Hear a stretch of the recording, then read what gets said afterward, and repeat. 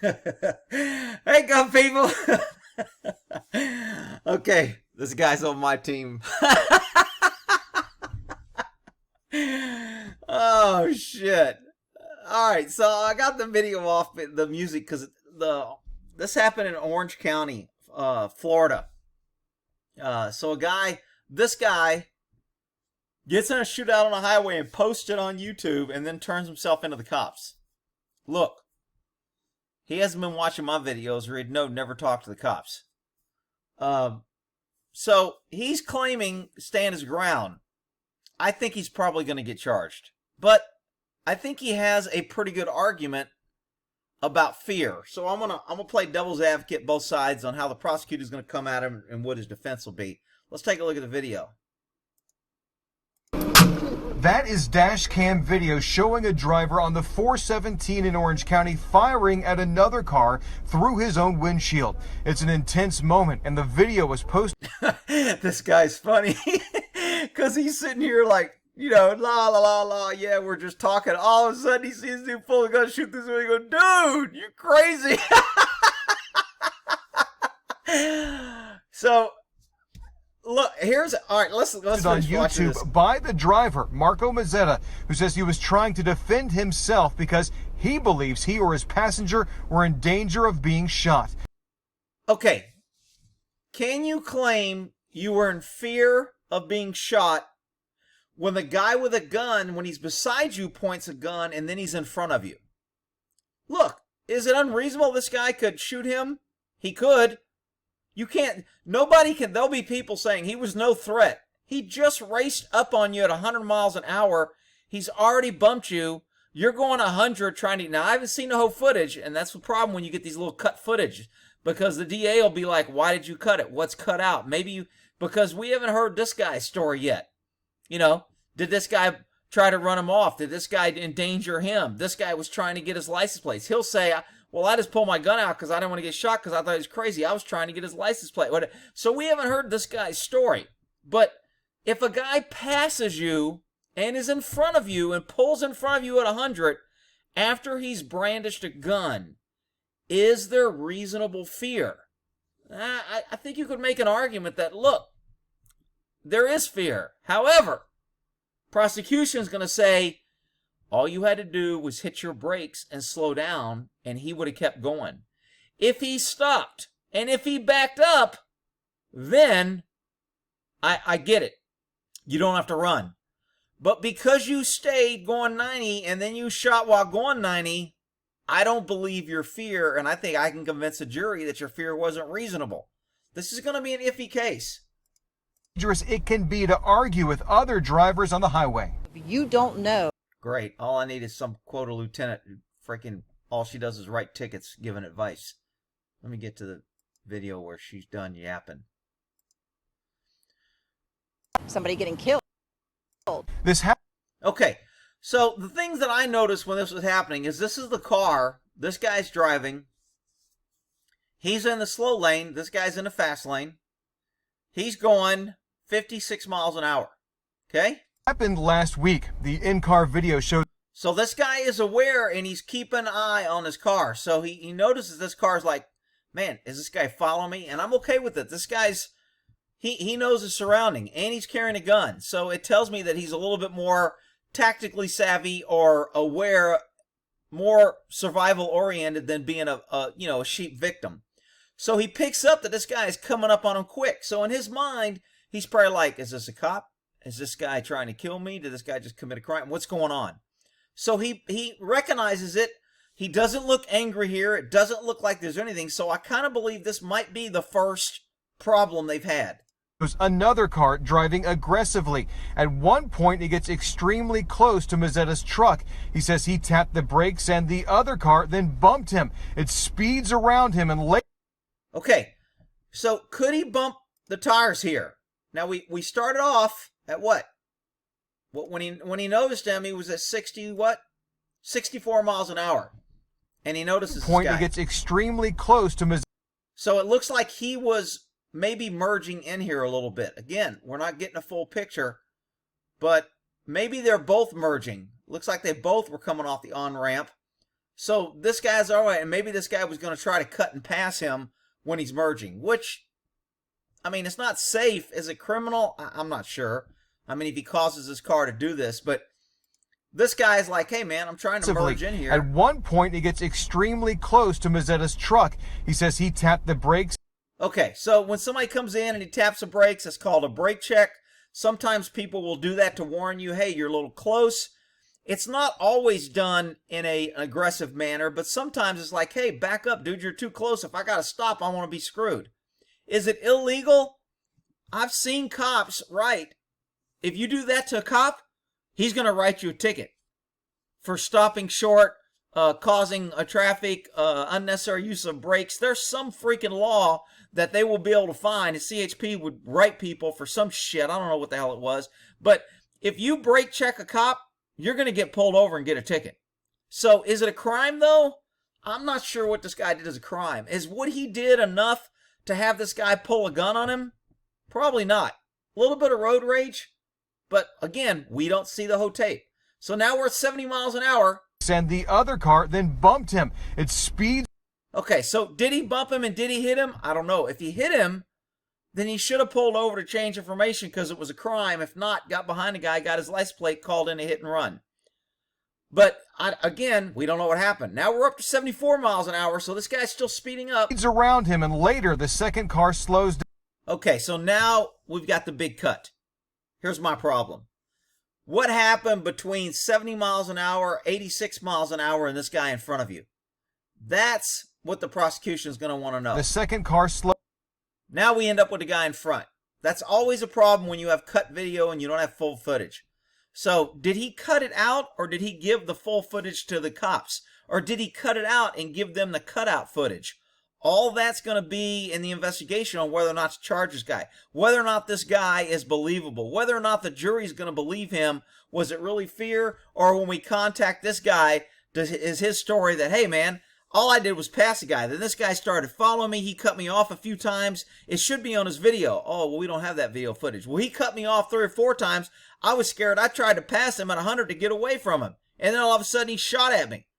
So there's going to be two sides of the story. We're at, what, 86 miles an hour now? Slows down. Mazzetta says that driver pulled out a gun and pointed it at him. Okay, so but the fact that he slowed down in this small portion of the video, he was in front, he did pass, he cut in front of him.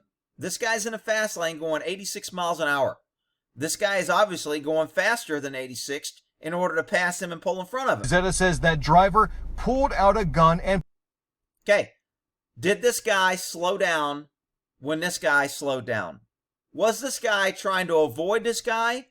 Or was he saying, hey, I didn't do anything wrong, standing his ground. I'm driving.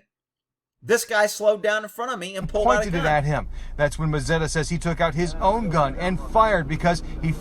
So here's the guy passing him. Again, we have all this broken footage that we don't have full footage. The guy is definitely passing him at a high rate of speed. This guy is going 102 right now, and this guy is passing him like he's going 50. Own gun and fired because he feared... 102. So this guy would have a hard time claiming I was in fear because the guy's going 100 miles an hour and I'm pulling up to pass him. So this guy, I think, has a harder time claiming fear. Without the other footage, this guy is like, dude, I went 100 miles an hour to try to get away from this guy. And he pulled up next to me. Now, at a minimum, he's given evidence that he was going 99 or 100 on a highway. So that's probably an arrestable offense, and he's probably going to get a ticket or arrest because we have evidence of your own footage that you were going 100. Now, he's going to claim I was going 100 to get away. Well, why didn't you take an exit? Why didn't you pull over? Why doesn't it show video of you pulling over and trying to disengage instead of playing cat and mouse with this guy? I'm not saying this guy is wrong or right. I'm just telling you it's easy to kind of play, oh, this guy was standing his ground. He's good to go. Look, I got no problem with what he did. And if you want to mess around with a highway and pull a gun on somebody, I got no problem if a guy shoots at you. If you brandish a gun at somebody and a guy shoots you, I'm okay. Now, had this guy shot when he was right here, I think his defense would be better. Because he's like, the guy pulled up next to me and he pointed a gun at me. I drew my gun and fired. I think he would be better in a position to claim defense. The other man was going to shoot him. But the guy pulls in front of him. He draws his gun through his own windshield. Now, the fact that he did damage to his car and he shot through his windshield, not to mention ear protection. This guy's like, holy shit, I'm driving with a maniac. He pulled a gun out. The fact that he shot through his own car tells me that he was probably scared. I mean, now some left-wing pink-panty liberal will be saying, no, he just wanted to shoot somebody. Even somebody that wants to shoot somebody don't want to trash their own car. Now, cops, they don't have to pay for the damage, and it's government cars, and it's government ammo, and they get protection, and they got immunity. So I would believe if this was a cop, yeah, he's just shooting because he don't give a shit about anybody. But because this guy's shooting, is it reasonable that he thought this guy was going to slow down in front of him and shoot his ass? Could be. This is a very complex case. He was at 102. He slowed down when a guy passed him and a guy pulled in front of him. Now, could he have slowed down to like 40 or 50, and then if the guy in front of him slowed to 40 or 50, and if he stopped on a highway and a guy in front of him stopped on a highway, I think he shoots him then, he's in a much better position. He feels like he's being trapped. He's tried to stop. He's tried to get engaged. Even then, if he shot him, the prosecution would be saying, well, when he stopped, why didn't you put in reverse and drive away? Why didn't you? You know what? The other guy pulled the gun first. In my book, if I was king and I was judge and it was up to me, the guy pulled a gun on him, he got shot at. Tough shit. I don't give a shit. Case closed. I'm done. I don't care. I'm not going after a guy who's carrying a gun, minding his own business, and a guy pulls a gun on him and he defends himself. So I know somebody will think that's a little extreme, but look, an armed society is a polite society. When you make it easy for predators and victims like this guy to threaten and pull out guns and be tough guys with no consequence, that's when you have anarchy. When you have cops too scared to go into neighborhoods that they're burning down and looting, that's how you have anarchy. Okay? When good people with guns are scared of bad people, that's a problem. So I got no problem with this guy shooting. He feared the other man was going to shoot him. Mazzetta did not want to do an interview on camera, but told me by text, quote, I'm not a fan of guns. So he's smart maybe not to do an interview, but dude, he put this video out and he gave the video to the cops. If I was his lawyer, or I think if he went to a lawyer and said, hey man, I have this video and I shot this guy and I don't want to hide anything, so I want to turn myself in. Should I turn it? I'd be like, hell no, you don't want to turn that video in. Matter of fact, give that video to me. I'm your lawyer. They can't compel me to turn it over. Give me the video. Well, there may be some way now they can compel you to turn it over. It used to be they can't compel your lawyer to give evidence against you. So if you give it to your lawyer, there's been a few cases in that issue that, you know, you give something to your lawyer and it's very hard for the courts to make them give you something because your lawyer represents you. You can't make him become an advocate for the government against you. Therefore, you can't compel them to give evidence against you, even if they have evidence. But anyway, I don't think I would have told him to give that damn evidence. I was like, look, you wait till the cops contact you. You wait till they ask you if you were in a shooting, and then you say you're representative, and I was told you not to talk, and I'll explain what happened. And then I would have a pre-written statement. Maybe the lawyer would go, you know what? I'm going to write up a pre-written statement saying, hey, we have this. We're not going to mention the videotape unless they charge you. And then we're going to use a videotape for your defense. But when you give the government everything you have, now they're allowed to pick it apart, say you cut it, say it is will, use the pieces they want the way they want. They have all the resources, all the cops, all the investigators. They have all this time and effort and money to justify their jobs, to go after you, and you've given them everything you've got. So now you really don't have anything to fight back with because they know everything you know. And you'll never know everything they know, and they'll get your ass in court and make you look stupid. So this guy gave some texts. These texts will be used against him. He says, I'm not a fan of guns. They're going to try through his social media and how many guns he has and maybe do a search warrant on his house and see how many guns and ammo he has and see if he has posters on the wall that guns protect me or my house is protected by Smith & Wesson. And when they do the search warrant, they'll gather all that and they'll take pictures, and that's going to be used against him to say, you said you weren't a fan of guns. However, when we searched your house, we found this, that, this, and that, this, and that. I know this video doesn't capture my smartest moment, so now you're already admitting that you probably shouldn't have done that. Or looking back, you really didn't feel like you needed to do that. Or maybe you weren't as scared. You didn't say that, look, I wasn't fearful, and I did at that point in time in the heat of the battle what I thought was right. That would have been a better statement. I know this video doesn't capture my smartest moment. Oh, so what do you mean by that, Mr. Shooter? Mr. Shooting up the highway with ricochets, maybe killing innocent people. What do you mean by not your smartest moment? Explain that to me. So he's kind of screwed himself. But I hope any idiot criminal, oh, so you thought the other guy with a gun was a criminal, but you shooting on a highway going 100 miles an hour, you're not an idiot and you're not a criminal. Really? I mean, dude, don't talk to the cops. Don't give them information to use against you. Are you freaking kidding me? I'm a fan of not getting shot. I know this video doesn't capture my smartest moments, but I hope any idiot criminal with a gun watching thinks twice before loading, brandishing, and aiming their firearm at someone over a traffic infraction. Okay, so now he's admitting there was a traffic infraction, there wasn't a fear, there wasn't a threat. See, look, don't talk to freaking cops, people. I mean, and don't give them evidence, and don't call the cops thinking they're going to help you. And, I mean, good grief. Mazzetta, who says he was trying to defend himself because he believes he or his passenger were in danger of being shot. Now, is it reasonable that if a guy is chasing you at 100 miles an hour and he points a gun at you, is it reasonable that you would think that you or your passenger was in danger? I think that's very reasonable.